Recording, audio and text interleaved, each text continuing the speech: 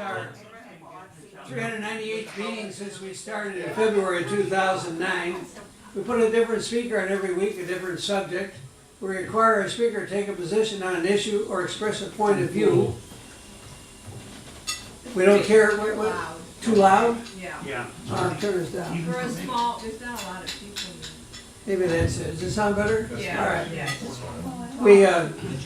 We give our speaker an hour to make a presentation. If anybody interrupts the speaker, we remind the interrupter to listen only one fool at a time, one of our rules. Then we have questions and answers from the audience, not speeches. Then we have remarks, rebuttals. Everybody in the audience that wants to gets 5 minutes at the podium to respond to the speaker said, for or against. The speaker is the last word, gets a comment, close the meeting. That's how it works. But before we introduce our speakers, are there any announcements? Now's the time for announcements. Come on up here.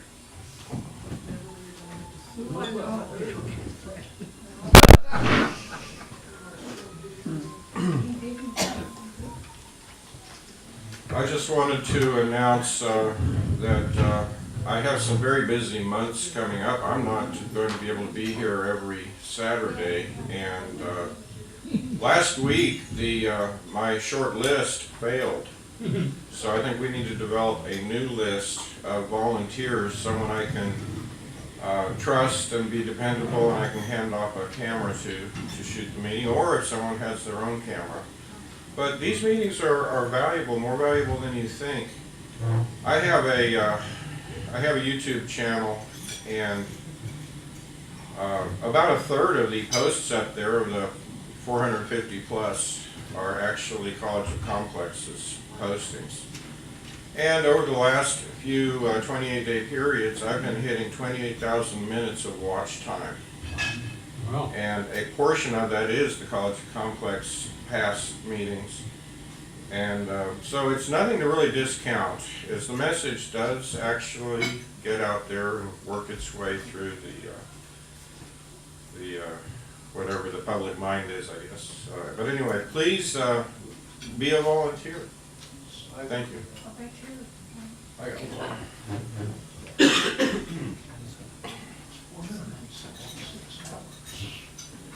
Dallas Philosophers Forum is going to have a meeting the second Tuesday of February, which is the 13th, and the subject is going to be environmental ethics and the culture war. Eugene Hargrove is going to be the speaker, so if you're interested in the culture war and environmental ethics, You're our speaker next week, right? what is that? You'll be our speaker next week? I'll be your speaker next week. Tell Yeah. you want to tell what it is?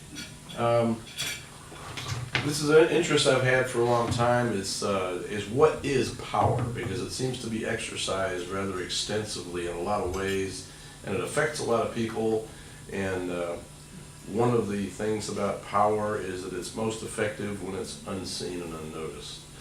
And anyway, I'll be talking about that next week, and hopefully we can get some ideas about how to take our power back and push back against those who've been using it against us.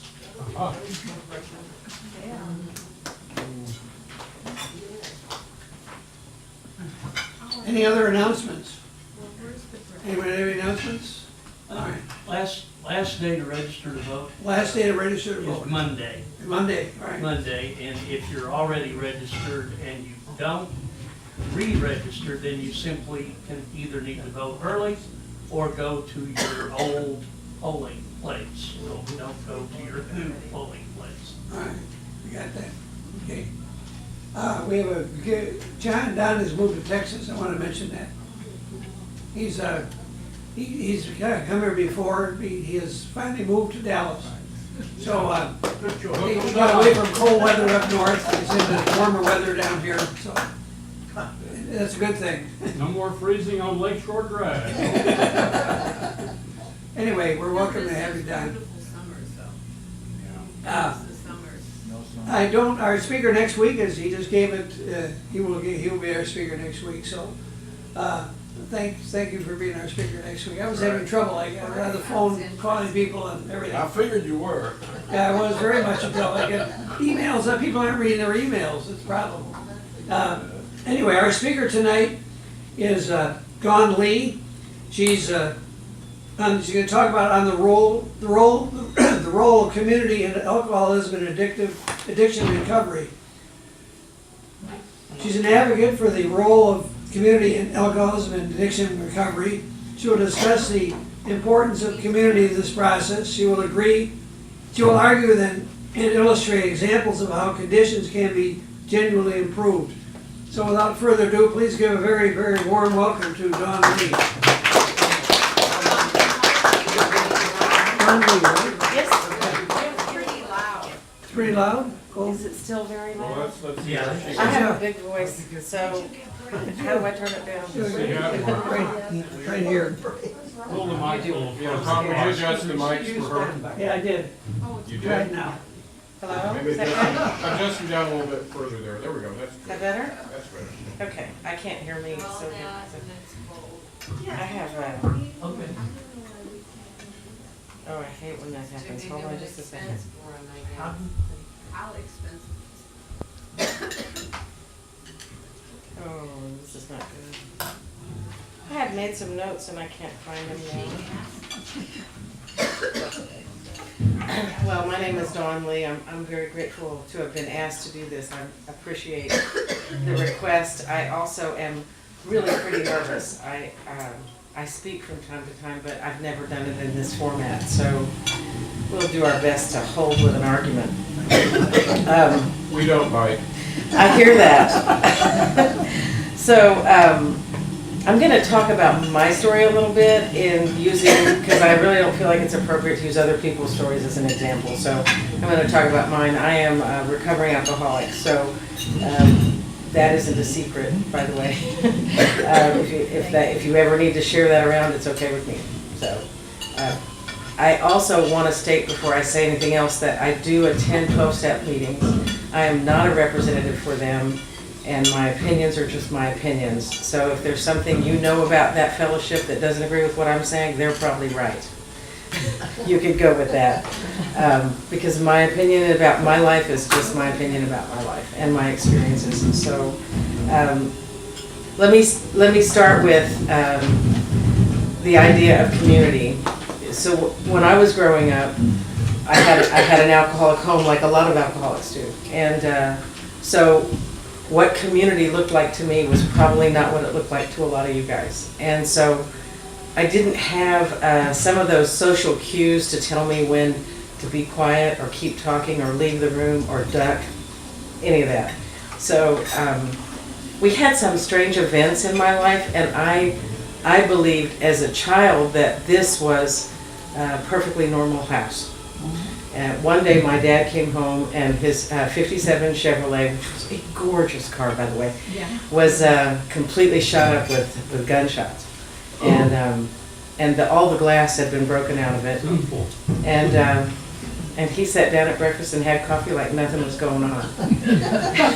and you know, everybody was all aflutter about it, and he said, well, I was out at the hotel at 3 in the morning and there was somebody burglarizing it, and I pulled in to get a room and they shot the car up as I pulled away. Now, I have no idea if any of that's true. But we all went, oh, okay. And moved on with our day. It was a crazy thing. And I remember looking at that car because he really didn't have any money, and so he didn't fix it up. And when you drive a beautiful car like that that's been beat up like that, it's just embarrassing. No, I can't believe I have a fall. I'm sorry. So that's one of those things where you just don't know what's normal. One of the other things that happened not too long after that is that my mom was in a car wreck. And I got up in the morning and I was getting ready for school, and I came downstairs and my mom is on a table like our dining room table with all the leaves in it. And she's laying on her back, and she's laying there like this, and she's talking to the ceiling. She's like, Dawn, where are you? I need some coffee, I need a straw, and all this kind of stuff's going on. I'm like, why are you laid out on the table? Well, I had a car wreck, I'm paralyzed. No. And I was like, okay, if you're 10, that's what you say. You say, okay. And it turned out it was what they called a hysterical paralysis. I didn't know there was such a thing, but she was having a moment, let's just say. And it went on for about 2 weeks. And during those 2 weeks, we took care of her. And then one day she got up and she could walk. And we said, okay. Because that's what you do when you're 10. You're like, this is a crazy world. Other people don't seem to have this world, but this is the world I have. And that's the way I went through life. And so one of the things that happened to me is, in the course of a lot of other stories, I could tell you I found alcohol to be a solution for me for a lot of years. When I decided to do something about that, what I knew absolutely down in my bones is that I wasn't like other people. I could go out with them, I could watch them do their lives, but I couldn't do it the same way. My very best was not as good as them. Because I could have all these ambitions and these ideals and I couldn't follow through. And to the rest of the world it looked like I was just incompetent. But if you really look at my life, I was plenty smart, I was plenty willing, I had a lot of things going on with me. What I couldn't do was stop drinking. And I seemed to need that glue in my day every day. And so when I did finally get sober, I had a lot of people around me that I would say were my community. A lot of them drank with me, so that was a problem. Because they wanted me to keep coming out to the bar. I kind of had to lose them. But there was a lot of really loving people that were a part of my life that were so excited that I was doing something different. And they wanted to tell me how to do it right now. I think that's the right word. And what I came to learn is that they really don't understand the alcoholic mind. I had an example, let me think of it for a second. So when I was newly sober, let me start with the statement, alcoholics don't think about things the way other people do. They think a little differently. They respond differently. I had some financial struggles. I was not making very much money. I was a single mom, and I had one of those phones that, I don't know if y'all remember, but at one time you had to dial these 1010 2 something numbers to get an overseas call or a long distance call, and then you got this bill for like $10 in the mail. Mm-hmm. Yeah, so this was during that time. And I got one of those bills, and for some reason I didn't pay it. Now, I paid my mortgage and I paid my electric bill, but this bill was out of this normal cycle. And it sat on my dresser, and I looked at it, and I don't know why. I don't have a good reason. There's no logical reason why I couldn't take the time to get my checkbook and write a $10 bill out, but I didn't. And then I started to feel bad. Like I would walk by it, it was on the dresser, and I would look at it and go, damn it. You know, that kind of, sorry, swearing, sorry, I'm working on the swearing. And it went on for about 2 weeks. And in our fellowship, in the 12-step program, you're supposed to kind of call somebody when you hit a snag like that. I didn't think it was a snag. I thought it was a $10 phone bill. And I was going to ignore it, which is a really thing I'm good at, by the way. And I ignored it for about a month. And then I thought, you know, I'm just not any good at this. I can't do, this is the way my thinking went. I can't do finances. I'm not any good at it. I'm just going to have to just be defeated here. So what I started doing, my response to that thinking was to take all the mail and put it on the dining room table. Now, at this point, I'm not opening my mail anymore because of that $10 bill that's sitting on my dresser. This went on for 4 months. Oh, wow. And in 4 months, I had lost my home. No. Yes, I lost my home. I finally called somebody into the program and said, I think I have a problem. I don't know how to pay bills without a drink. and she said, what happened? And I said, well, I stopped opening the mail and it got piled up on the dining room table. And the kids came to me and said, we're really embarrassed, Mom. We can't have people over here. This looks bad. And so what I did is take the dining room table into my bedroom. Because we wouldn't want to face anything that's uncomfortable. This is the way alcoholic brains work. We're going to find a way to dodge the feelings and not open the mail. So I finally did open the mail. I lost my home. I had a summary judgment against me for $10,000 because I hadn't signed some insurance forms for a wreck that I was in. I hadn't lost my job, but I had lost a lot of stuff. And I realized the importance of my community. I didn't understand that I didn't need my mom to call me every day and go, yay, I'm so glad you're doing this.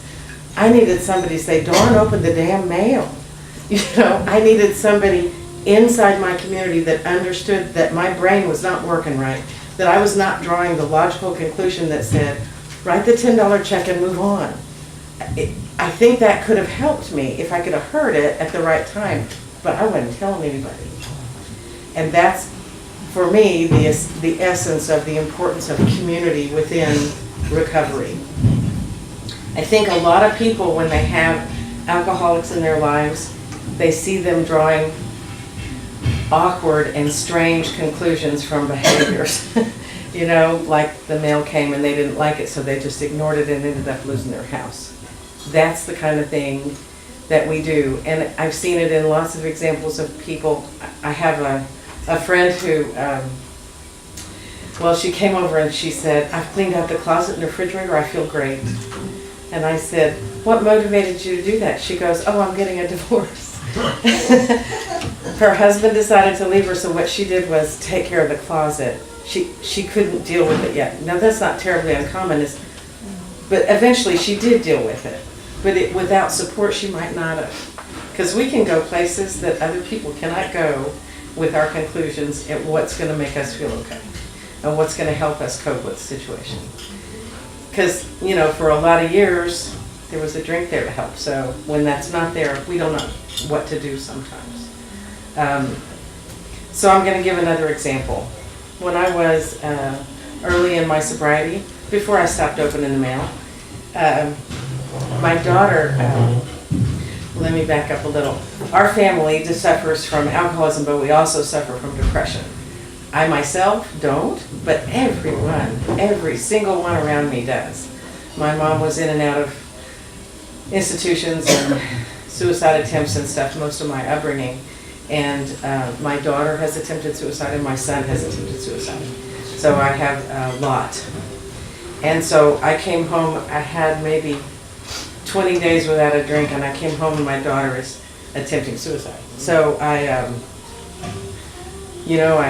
normally, I think I would have handled it okay, but I honestly was so emotionally frail, not really knowing what to do with my own life, getting through work every day without a drink.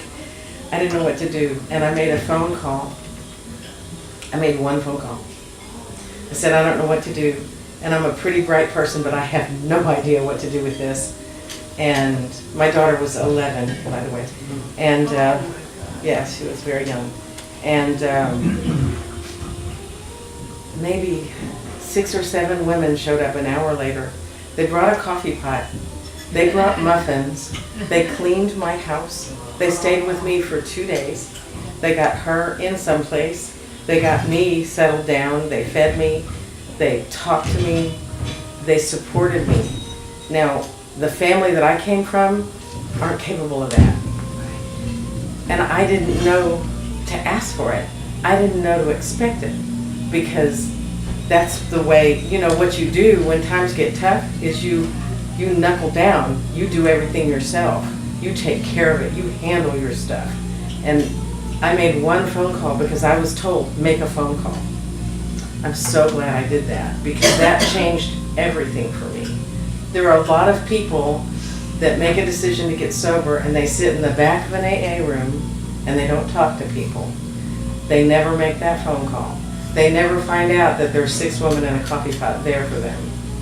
They don't know. I've gotten to be on that team of 6 a couple of times, and it has meant the world to me. I just can't even tell you. So that's one of those examples for me. One of the other ones is that I wasn't able to finish my degree. I had kids kind of early and I got distracted. And then I got really drunk and I wasn't capable of school. So when I got sober, I thought I might go back to school. But I had gotten admitted to Texas A&M when I was 18. And I went down there and I did pretty well for a while. And then one day I got this crazy idea and I just left school. Now, there's worse things in life, but I didn't withdraw. So I had zeros all the way down my report card. So I had a, AAA 0. So I had an average of 2.0, and the only reason I had an average is because I had A's before I got zeros. Anyway, they weren't interested in letting me back in school. And so I thought, my logical conclusion was I can never go to school. I can never have a degree. I can never, ever be like other people. I can never achieve that because I screwed up. And I was sitting in somebody's living room, and I was complaining about this, and her husband said to me, "You only did that once?" I was so grateful to that man. He did it 3 times. And he got a degree, and he's a financial planner, a really good one. So he walked me through the process, because I was able to reach out to community. I would never have told my mother that story. I would have never told anyone in my family, I've got this problem. Because I didn't know how to do that. I knew how to go to other people that I knew were like me and trust them. And trust them enough, and they would relate to me, and I would relate to them. And, talking about it now, it seems like it just makes sense. But at the time, it was like big news to me that other people have surmounted this problem. I will say I have a degree now. I'm very grateful. I got it at 42. Thank you. All of those people showed up at my graduation. I never had that either. Okay, I'm gonna cry, that's no good. Let me think about another example.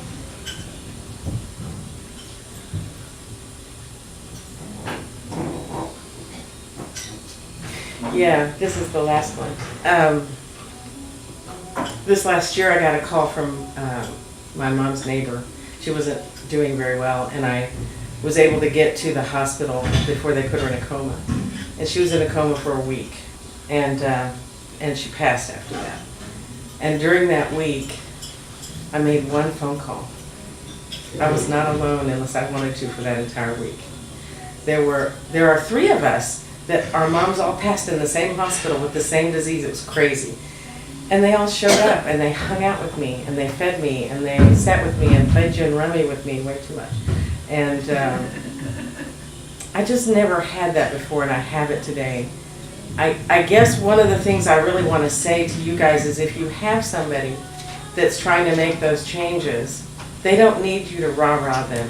They don't need you to say, man, great job, you go. They do a little bit, but what they really need is for you to make sure that they're communicating in their community, that they're developing a community they relate to. Because if you're not like them, they probably don't get how you think. They love you, but they don't get how you think.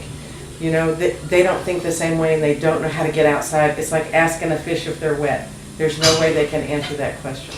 So that's my argument. I haven't gone very long, don't have any presentations, but that's my best anyway. Oh, Thank you. wonderful.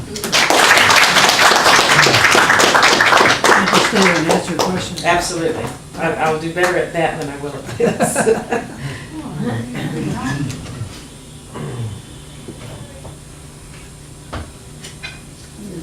Turn on.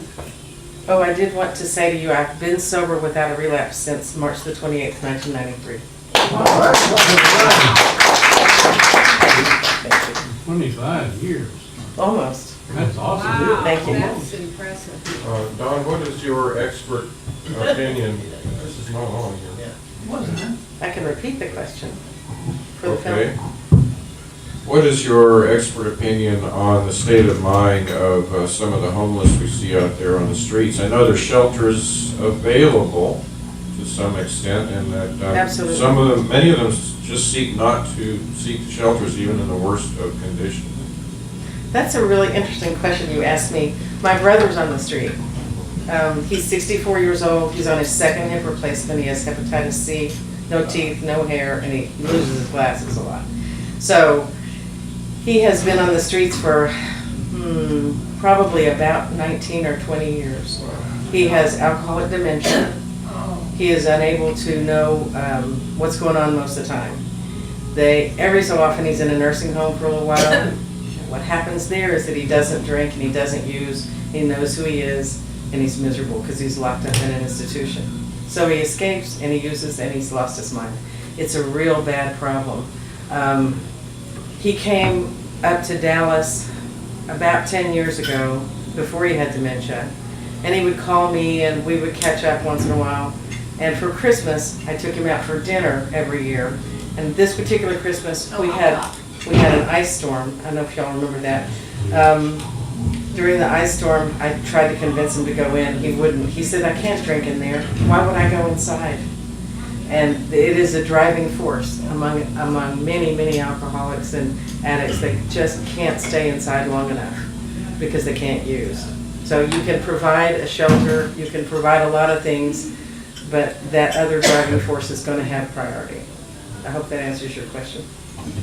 Oh, I just want to mention, it's a new facility, brick and mortar being built on Ross Avenue, it's completed. Yes. I mean, do you know the name, but. The 24-hour club is the name of it. The 24-hour club is $7 a day. They have like a 9-month program, but then they have an 18-month program. So. Some of my best friends got sober there. It's a hard. Really? Yes. Yeah, it's right by my house, so, something to think about if you have, they probably have court-ordered people. Yes and no. You can walk in there or have it be on paper. Yeah. What would you suggest, like if we run into an alcoholic and it's obvious they're an alcoholic, what should our response to them be? Like in the circumstance of you just found out they were an alcoholic and you handed them a drink, or? Well, I would know better. I would know better. Now. I'm giving you a hard time. Yeah. I'm sorry. But I mean, it's never been a problem for me. Right. And so it's like I hear about it from my roommate a lot. But like if I were to run into somebody, say in a Right. restaurant or something like that, Right. I mean, what's the best response to give to someone like that? I think I would liken it to diabetes. This is type 2 diabetes is a disease that we make worse ourselves, Right. that we often don't handle well and don't recover well from. It takes a lot of effort. If you hand somebody a donut not knowing they're a diabetic, Not good. it's not good, but you know what? It's not your fault. It's their diabetes, not yours. Okay. That's the biggest thing. It's their alcoholism. So if you hear somebody has an alcoholic or an addict, my best friend is a heroin addict. She's sober, but if she ever goes out, she probably won't make it back. Do I worry about that? Yeah. Can I do anything about it? No. Not my deal. Okay. So are there different types of alcoholics? I mean, is there a test to determine that? Oh, I love that question. No. I love that question because I think everybody wants one so badly. You're an alcoholic if you say so. I personally ask myself, is this causing problems? If you're not having problems but you drink like a fish, good for you. If you're having problems, you got a problem. And so what would you say is the very best treatment? Is it the 12 steps, or what is a program that really works in your opinion? I think that willingness works. Any program will work if you're willing. I really believe that. So it's a will. So do people have to get to such a low state that they become willing, or how does that work? Some do and some don't. My brother hasn't gotten there yet. I got there before him. So I think that's a good example of everybody has their place where they find, I have to do something about this.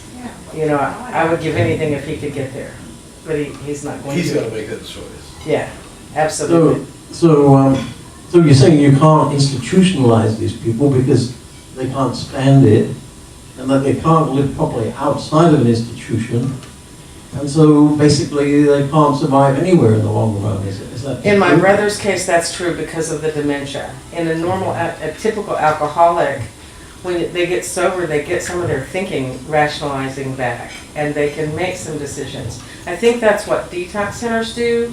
They get a person where they're physically clean enough to have some options and be able to see some choices. In the throes of an addiction, it's very hard to make those decisions. I think most alcoholics would say they didn't have a choice in drinking until they got sober enough to figure that out.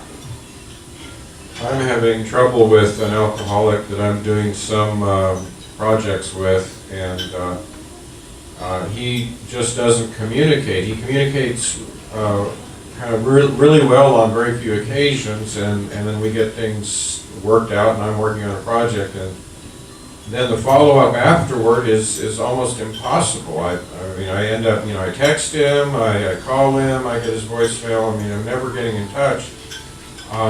He has a wife.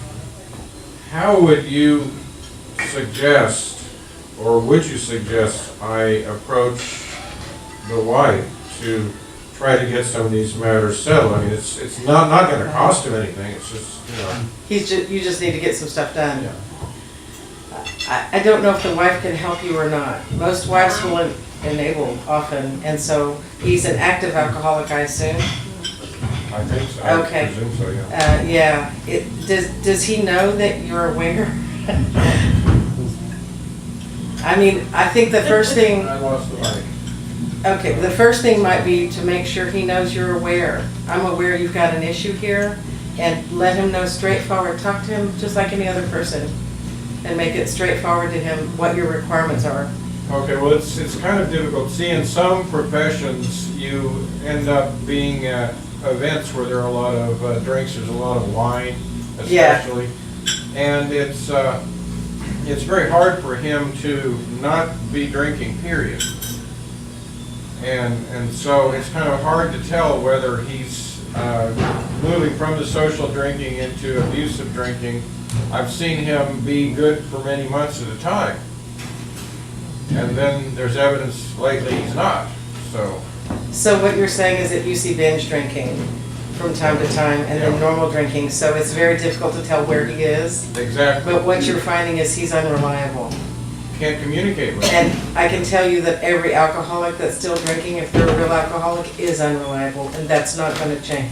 Okay. So I have some literature I can meet with you after and show you that is a good example about how to treat an employee or a coworker and how to address them. Okay. I can show it to you. I know, right, currently, you're a real estate agent. I am. And I still have my license, but one of my jobs was working for Schick-Shadle Hospital in Fort Worth, where they use diversion therapy, right? And I was, excuse me, I don't know. Can you speak into the mic, please? I am, and I used to do marketing for them. And I was trained to learn, to know a lot of things, but one of the things they said about an alcoholic, the last thing that they will lose is their job. They'll lose their wife, their car, and so forth. But aversion therapy, works for some people. And there's AA, correct? There's AA. A lot of churches have programs today.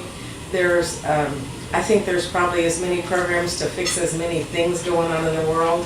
A lot of them are based on the 12 steps. That has been my personal choice, but I know people with 20 and 30 years sober that just go to church every Sunday and found God, and it works for them. For divine intervention, like Absolutely, absolutely right. I do handwriting analysis, and I've looked at several alcoholics' handwriting, and a lot of them have large loops. The letters that have loops. Yes. I mean, very large, and that shows your emotion. And evidently they can't deal with all the emotion. And I had a very good friend, I know when my husband was dying, and other times I had told him if he would just change his handwriting. I don't know if you've ever observed Do you handwriting. think handwriting would change? It goes both ways, like It you're, does. okay. Well, if you change your handwriting, it changes your desires. Well, when you talk up here, I want to come hear you. Well, a lot of people think this is all a bunch of baloney, No, I seriously would like to hear that. And they'll even ask me if I read palms and all, and I tell handwriting analyst. So, but I know a lot of people, don't take advice when you give it, so I don't give a whole lot of advice. But I just wonder if you've ever observed handwriting. I have You not, have I'll think yeah. about that. It's really interesting Very. when you see somebody with certain talent. Thank you. Look at Adolf Hitler's handwriting. And Jean Depp's. I just need to ask you something. You've been alcohol-free 25 years? Yes, ma'am. Can you sit down and have a glass of wine? No, I can, I don't want to. You're not gonna, it may start you in again. It very likely could. I don't know. I'm pretty happy, so why would I? Oh, no, no, jack I'm around not, I with just that? wondered. No, it's a legitimate answer. I don't know. Sure, Maybe, well, don't do it. but maybe not. Don't do it. So, yeah, I'm not gonna. I but- just wondered. Yes, It's a lot no, of good calories. question. A Calories. lot of calories, that's Eat it, funny. drink them all. One question, so fundamentally what you're saying that alcoholism is a matter of will. And the person who has the problem has to make their own decision to deal with that, or it's just not gonna happen. I think that alcoholism is a disease not of the will. I believe that it is a matter of will whether you seek recovery. Okay, and would you say that AA would be one of the best places to go to get help? It's been my best place, yeah. Okay. It's probably because it's large, it's widely known. There are 53 AA groups in Dallas. There are 50 more in Fort Worth. They have meetings around 30 a week at each meeting. That's how prevalent. In AA, in general, there are about 3 million sober people in America. Does that help give you an idea? Yeah. I know one time I had people laughing under the table, basically, because we were talking about some matter in our lives that weren't working, and I said, well, I've been working this 10-step program, and they're like, well, of course you're not succeeding because you're not doing the first two. So I thought I would ask you, can you talk us through, do you feel comfortable talking through the actual 12 steps and explaining those? I'd be happy to. Okay. Really fast, let's see. Of all the times I'm popular, it's now. Okay, we're turning that over. Okay, well, let go, let go. So, step one is about figuring out you're an alcoholic. So, admitting you're an alcoholic. You might have to help me. Would you mind? Can you help me read them? Sure. Well, it doesn't matter what they say. It matters what they are. So, first step is about admitting you're an alcoholic and that you don't have control. I think second step is about becoming aware that there may be something bigger than you and bigger than your alcoholism that can help. For most of us, it ends up being God. For some of us, it's the group. There are people that have all kinds of gods in this group. But, you know, if it works for you, nobody cares. I think that's one of the big things about AA is nobody is trying to make this a religion at all. So if you have some kind of strange God that none of us understand, we don't care as long as it's helping you stay sober. The third step is about having a relationship with that higher power and saying, I want my life to be better because of this higher power. And therefore turning your will and life over to that. Not necessarily every single thing you think and every single thing you do, but let's say make a decision, we want it to be better. The fourth step is about looking at the harm you have caused. Some of the stuff you have left in the trail behind you. I personally had a tornado back there, and documenting that and determining in that list, is there something I need to address for me right now, not for other people, not for the damage I've done for them, but is this a pattern that I do over and over and over again? Because many of us didn't get here young, been doing this stuff for a while, and it's a big mess. So you can see some of that in that step. The next step is sharing that with somebody you trust. The next two steps are about recognizing your failings in this and being willing to let God help you change that. The next step is about cleaning up the wreckage of your past, making some amends, not apologies, but cleaning it up as best you can. The next step is about, at that point you've completed the steps. The next 3 steps are like a maintenance package for after you finish those first 9. The 10th is about looking at your behavior regularly and saying, am I on the beam, off the beam, what can I do to make it better? The 11th step is about continuing to grow some kind of a spiritual relationship, and whether meditation or prayer or both. The 12th step is about 2 things. It's about helping other people. And help me quote the 12th step. Having had a spiritual awakening as a result of these steps, try to carry the message to alcoholics and practice these principles in all our affairs. I knew that was it. So it's about sort of making a check of your principles and learning about what principles are. Are these your principles and are you living by them? And also, are you sharing that with others and helping other people? Does that answer your Do question? you want to say anything, Tom? No. Yeah. Well, you, Tom? Do you have any personal reflection on, I know there's an association called Adult Children of Alcoholics. There is. And what can you tell us about that? Adult Children of Alcoholics was a thing that became popular in the 80s. They're still around. I think that an awful lot of alcoholic families and alcoholic parents have damaged the egos and the selfness of their children beyond what a casual life will repair. Those are associations that can help a person understand that, you know, if dad comes home in a shut-up car, it's not okay. Particularly if it's 17. I know, right? It's simple. Is in high school or lower level grades, should this whole sort of life balance be taught so that children would be aware that strange things are going on, that of course children really don't have any basis to understand? Should there be a whole curriculum based around what is normal, how should people behave properly? I mean, you know, children these days, I mean, there's so much abuse and so on and so forth. Well, alcoholic parents is just one form of abuse. Yes. So certainly, and I think it's other forms as well. Should there be a whole, as part of a whole civic curriculum, should it not be taught that these are the things that are normal, these are the things that are not normal, so the children grow up with a proper balanced frame, so to speak. It's a lovely idea. I think that our world has focused on sexual abuse in a way and taught children from a very young age for maybe the last 10 or 15 years about that, and it has made a difference in our world today when those people are older and how they treat their children and so forth. And I think that's one example of how we've done that. I think it's a possibility and it's a great idea. I, as a grandmother, tell those little boys constantly about drinking and smoking. Every time I see them, I mention it. Because those were the kind of messages I got. And, you know, I don't drink, and our whole family.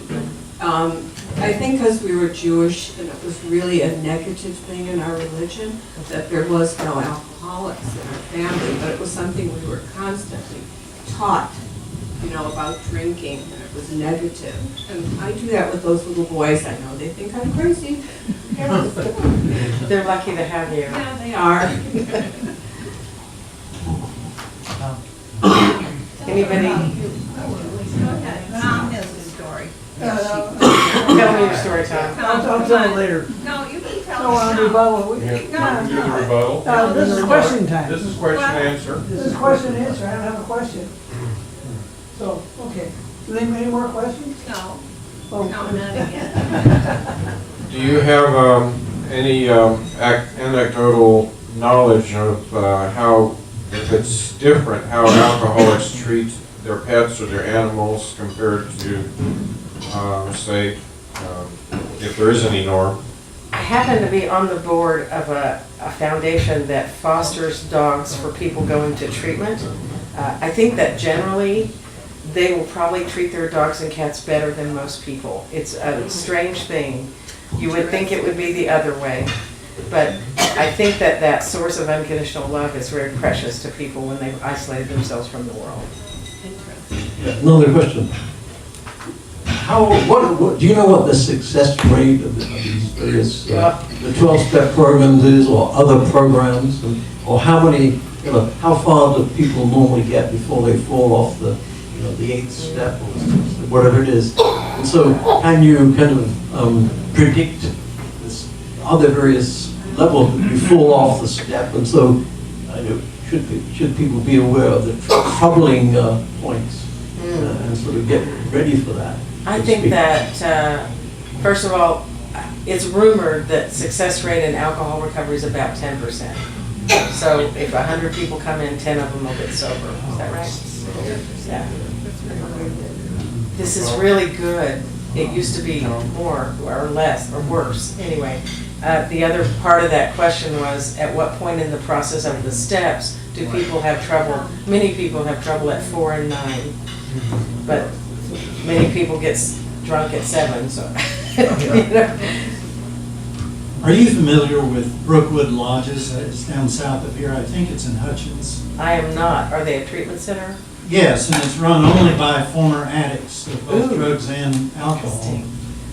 And I had a friend who went through that, and I think it is just so-so the way it came out. I can talk about that when things come up. Yes, All right, thank one you. more question. You guys are an enthusiastic bunch. What do you have to say about the addicted personality? If they go from alcohol, or there are people who just go to some other form of addiction? I mean, you know, to me, chocolate might be a better choice, but what is your reflection on that? My reflection on that is lots of people move around. Shopping, men, women, toys, cars, gambling, food, all that stuff. I think the addictive personality has to be addressed. If you can stop drinking and start eating and blow up like a balloon, or, you know, all those things are possible if you are actively working a recovery program. It is really hard to stay in denial because you'll have people within your community that will tell you lovingly, you know what, I think you're really off the beam. And most of us want a well-rounded life, or we wouldn't go through the pain that it takes to get sober. We don't want to, if we wanted to just switch around, we'd just switch around. I think we're through. You get to sit down now. Okay. Thank you. Thank you so much for having me. Okay, now it's your turn to talk, so whoever, you can either for or against what the speaker had to say, come on up here.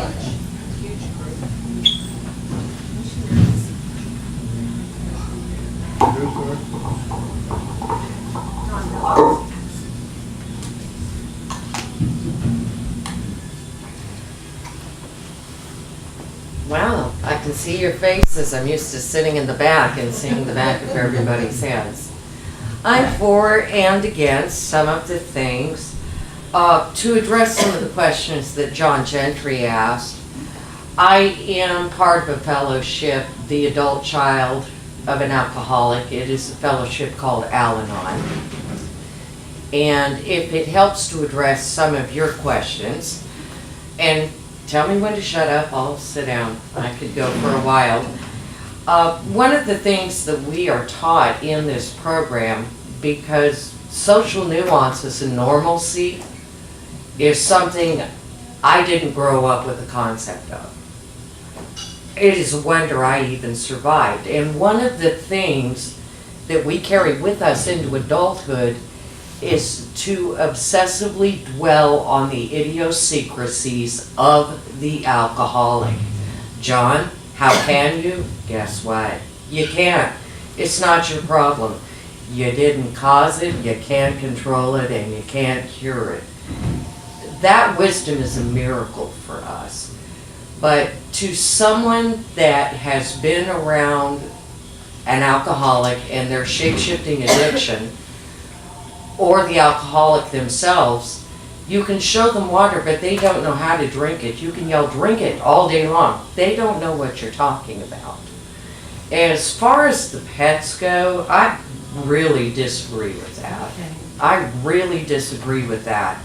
I grew up in a home with a violent alcoholic with a brain abnormality, and I lost a lot of pets in brutal ways, and it is a miracle in that violent environment that I ever survived.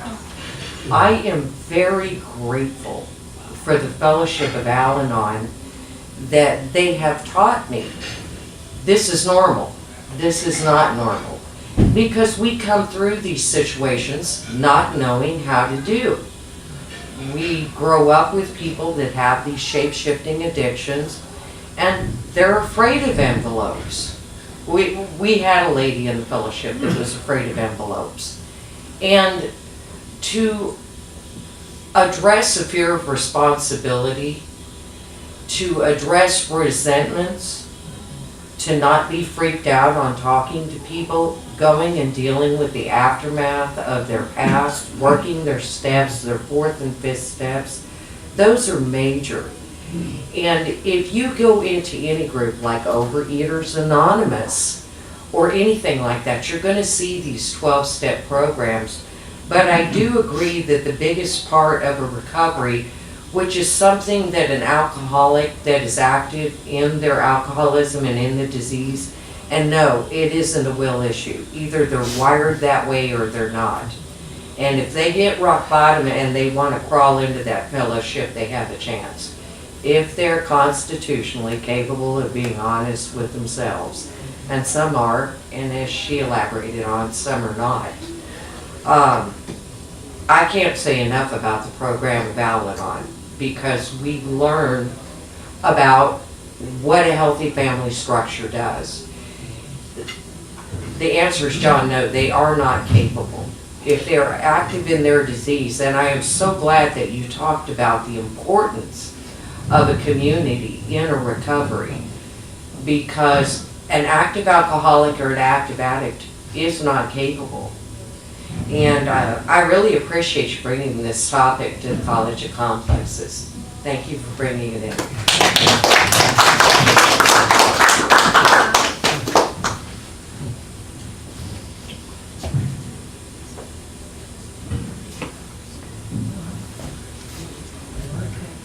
Well, I didn't make any notes, so Tom probably won't cut me off this time.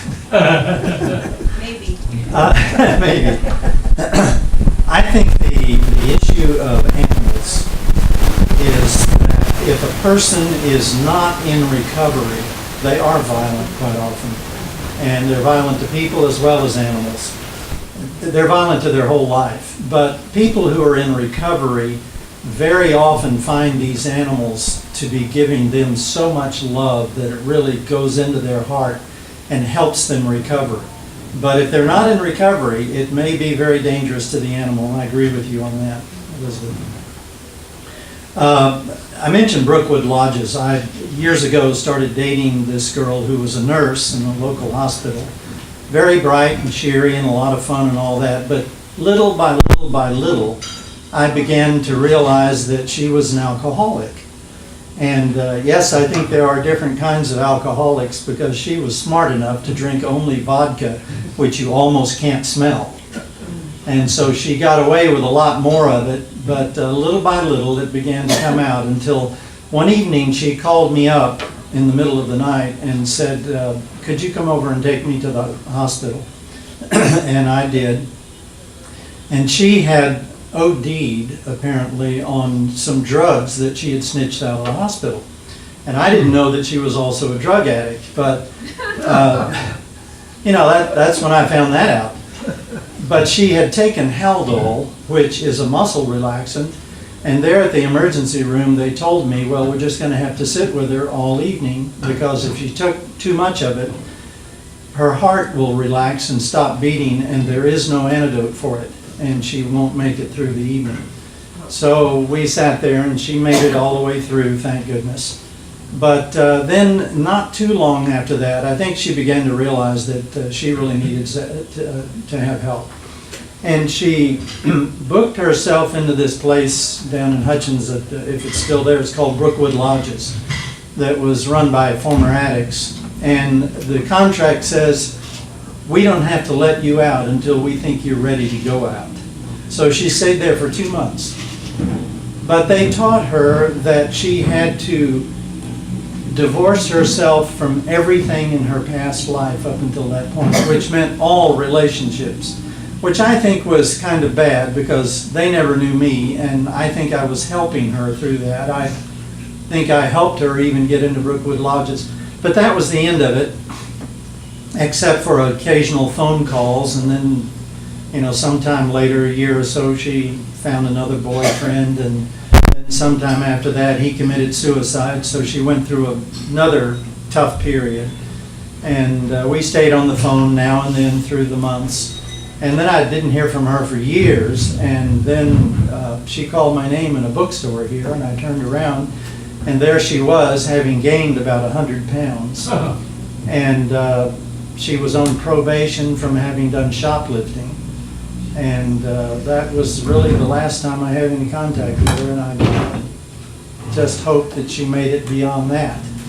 But I went through a period when I was a young fellow in high school of extreme manic depressive episodes.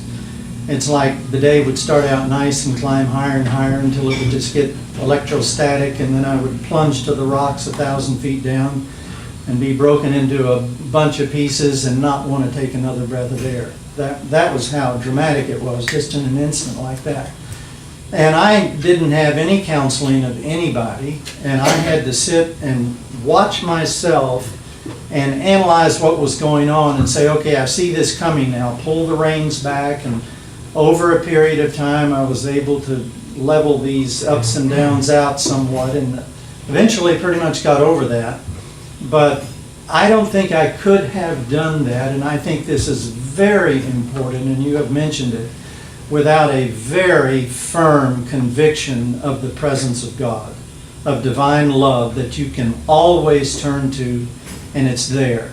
And it's stated in our book that the kingdom of heaven is within you, and that's where you turn. It isn't out there somewhere. You don't call it down from somewhere. You get quiet and still and find that still small voice within. And I think that is a huge key to it. Another instance, I met a friend over at a restaurant one time, and he had a buddy of his there.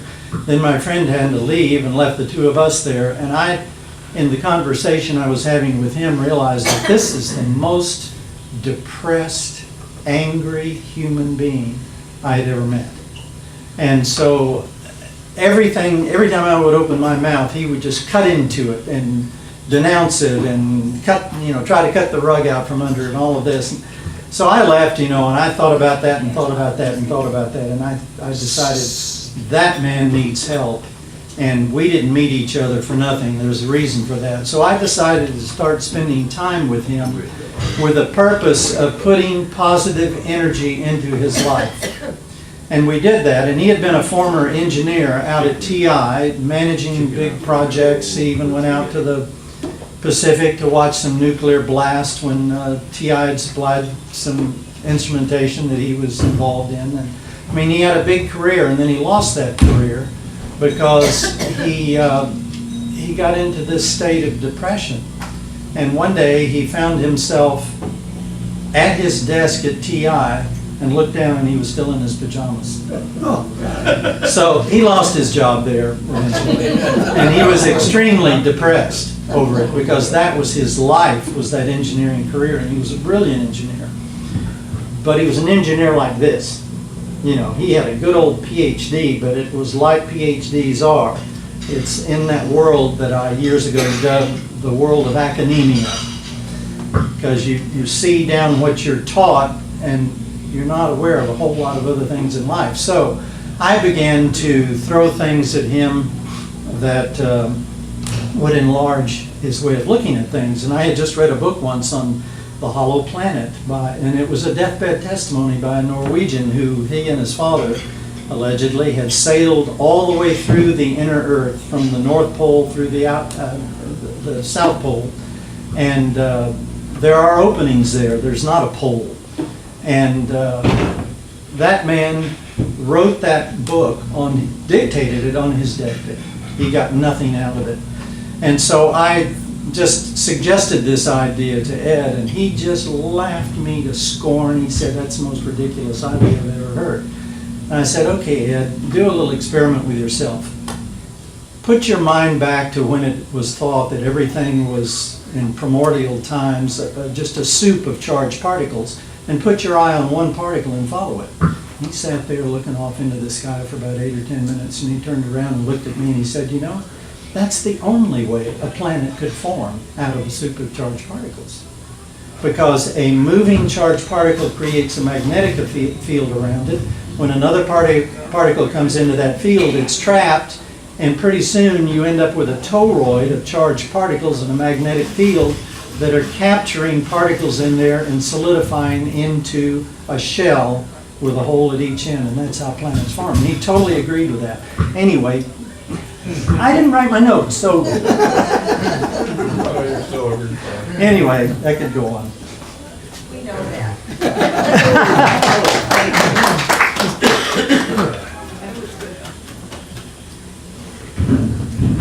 Yes, actually, this addiction is a very serious and sad affair. Actually, as some of you know, I own a house in a place called High Barnet, right on the edge of London, on the edge of the northern tube line.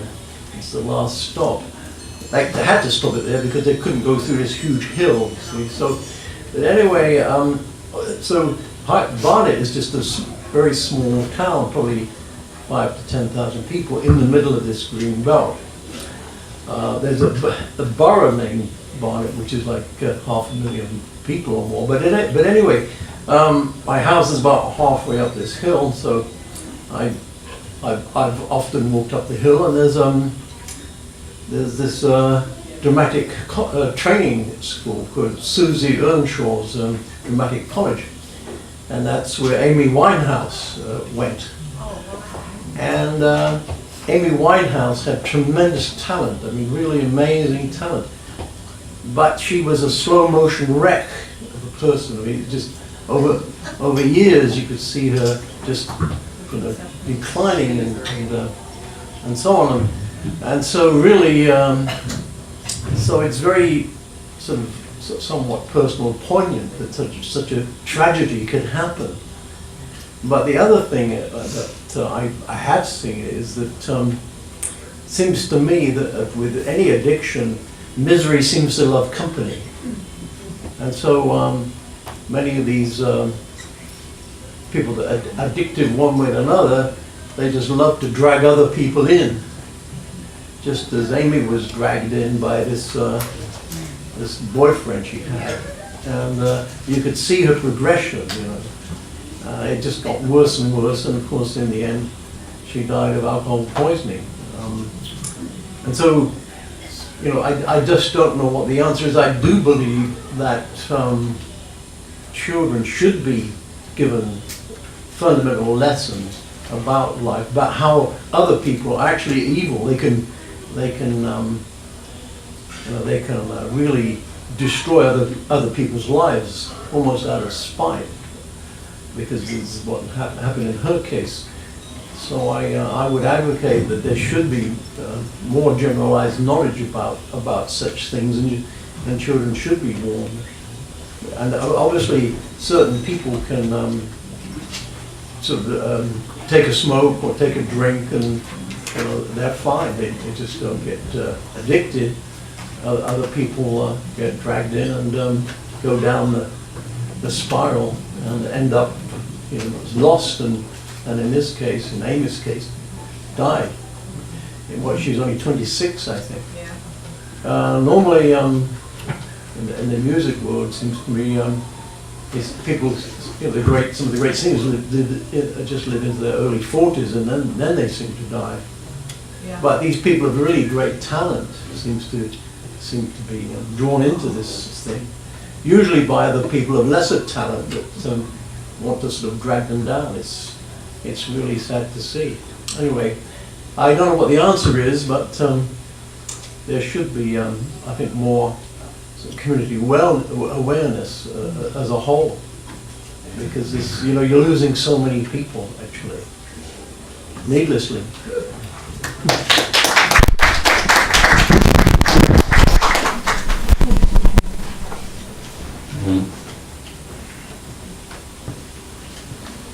Well, I've been threatening for years to write a book with the title Life Begins at 400. Because there's so many things that take a while to figure out in life and really get down. And by that time, we're all already on the downward slope, unfortunately, the way, at least at that point, maybe we're trying to beat the statistics. I was a third generation because my father had an alcoholic father, and so he had been raised terrified to heck when his father would drink and then drive them around and be running red lights and weaving all over the place. And so he survived that. Well, he was terrified again when he had a son moving into adolescence, and I was trying out everything. And at 13, I was trying my best to be an alcoholic, and managed. It's kind of funny in a way, because who wants to go drinking with a Mormon? You see, I didn't realize. I mean, I brought a whole fifth, and this. You know, I was with some friends, and then I'm expecting him to drink some, and of course, well, anyway, I drank the entire amount we had there, and did end up getting hospitalized for a while. And but I really only quit drinking when I found psychedelics. That was 60s, so you know, then we're moving on. So my name is John, and I'm an addictive personality. So, or I have been anyway. But the thing of it, I guess, growing up third generation, is the lack of a vote of confidence, because my father couldn't truly fully give it, because somehow or other in his upbringing and the fears he had lived with. And then he's a psychological counselor, and he does counseling for parole boards, and I will tell you, with his opinion, he would not have paroled me. So it's kind of unfortunate to have that kind of vote of no confidence there in your own family, but you know, you grow up and you deal with it, and you know, we all make a number of mistakes, and some of us learn quicker through mistakes than we do by following all the rules, and then end up following a lot of the rules in the end summation of things. Because it seems just about everything in this life that looks appetizing and inviting, you can overdose on. Yep. So you kind of get the idea, okay, you know, if at all, in small measure. And then we get to the issue of how to deal with others who are having trouble with addictions or things like that, and that's a really difficult thing, because there are many wrong things you can say, and sometimes stark honesty and realism works. Sometimes I've dealt with some folks who had certain issues they were dealing with, where some seemed better to just go ahead and fantasize. I had one gal who, if I got too close to the truth, she'd tell me a lie. And then what I would do is, because I didn't want to be threatening to her, I wouldn't say, "You're lying." I would just take the lie and I'd just blow it up a little bit more, and then she'd take it, she'd blow it up a little bit more, and then I'd take it and make it even a little bit bigger lie, and then we'd all laugh about it. And somehow or other, that was a vote of confidence for her. And we got past a lot that way. But it's a really difficult issue. And I don't know if you have any rebuttal to any of that. It's just anywhere you've got issues, it can be generations back. But it does seem to affect going forward. And my dad loved me very much. My mother loved me very much. It's just how they interfaced with you. It was the little signals that you got. And I have some friends now who had an abusive mother, and I can't think of anything that seems to really torque and twist children more than an abusive mother, because as an infant you are literally depending on them for your life, your existence, your sustenance.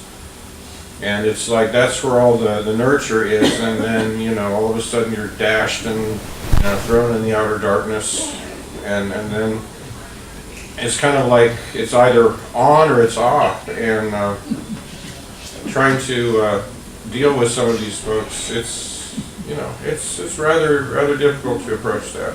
That's what I'm saying.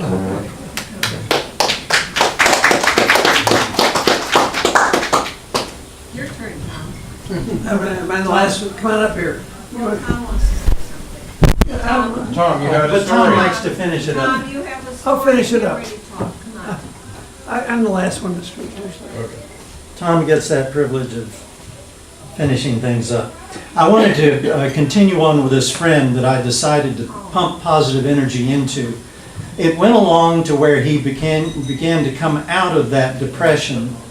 And I was working on that principle, give and ye shall receive.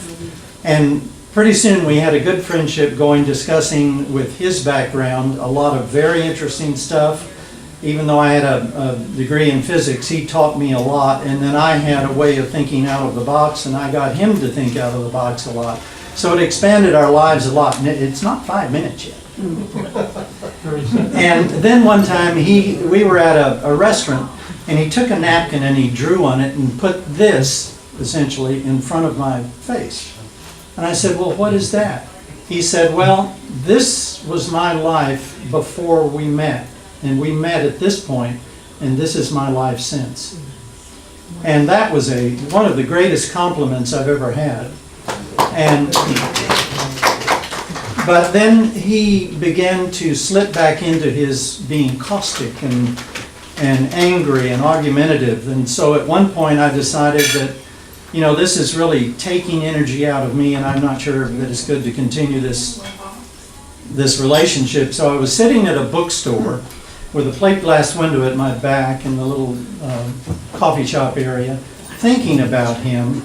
And I just turned to my concept of the presence of God, and I said, you know, this is your child, and so am I, and I don't solve anything, you do, so I'm giving this person to you, I'm giving me to you, I'm giving the problem to you, and I'm done with it.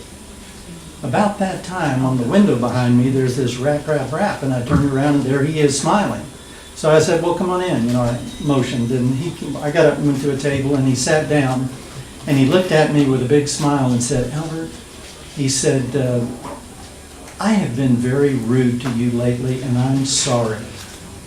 Now, I am a total believer in turning to that, whatever, like you say, whatever your concept of that presence or that being or that God is, whatever you call it, it's irrelevant, because there's only one of them anyway, and we all give it names. But it's within all of us, and if we open up the channel of the flow of those qualities that we're lacking by giving, we receive them ourselves. And that's the one lesson I think that's important.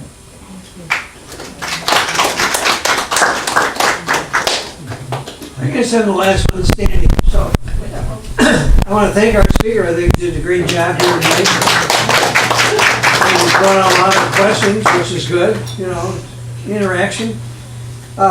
My father was an alcoholic, so I understand where you're coming from in that respect, and it carries through.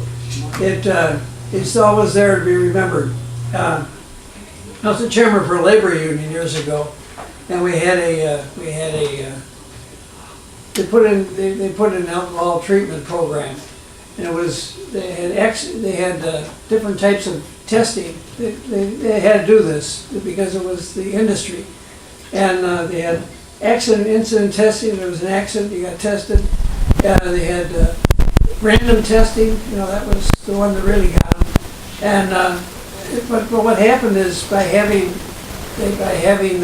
they also had selective testing, but the accident incident testing, the random testing was the big one, and you eventually get picked off. And as you mentioned, people worry about their job the most. That's the one thing that turns them around. And the company had an alcohol program, but it was designed, in some respects, people would not make it, and they'd be out. They'd lose their job anyway, because as soon as they fell off the wagon, they'd be out of a job. So we knew that people do fall off the wagon, and that we tried to intervene. And as a union, we picked the guy off. It was if he was gonna have an investigation, you could avoid the investigation by saying that it was a alcohol problem and he was getting treated. So we would get the treatment set up for him, and the company had no idea. They couldn't, it was confidential, they couldn't intervene in it. I put one guy through treatment 3 different times, you know. That's just to show you that one time doesn't work. It was different things. And some people made it, you know, they survived the 20, 30 years they were later still working there. Others fell off the wagon, so it's the same thing. But it was a more humane way of doing things, so I just thought I'd mention that. So now I give this back to our speaker. You get the comment and the comment and close this meeting. Okay.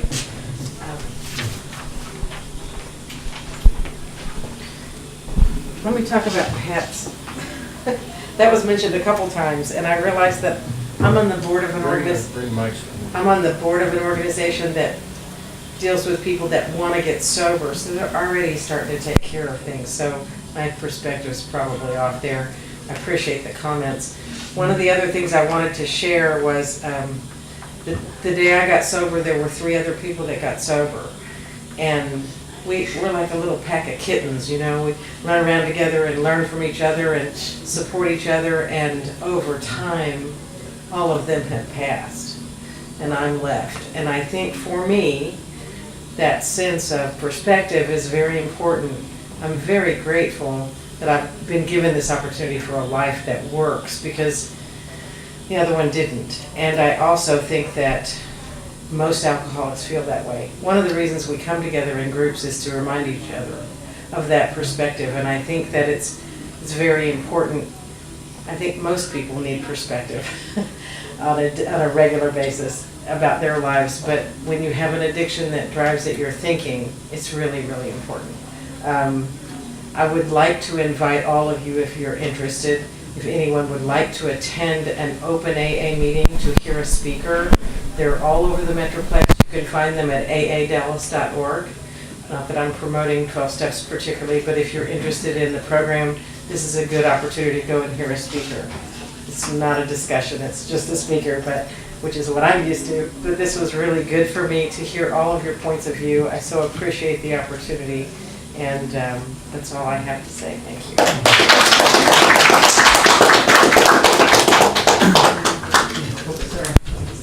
Well, that's it for tonight. They kick us out of here at 10:30. They close up then. But our speaker is here. You can talk to her, but the formal meeting's over till next week. Oh, and if you need a great realtor. Oh, yes, if So, anybody needs a house. you need a great realtor. Somebody needs a house. Let me know, please. And if you need a lender, she's right here. We have a lender there too. Everybody to call.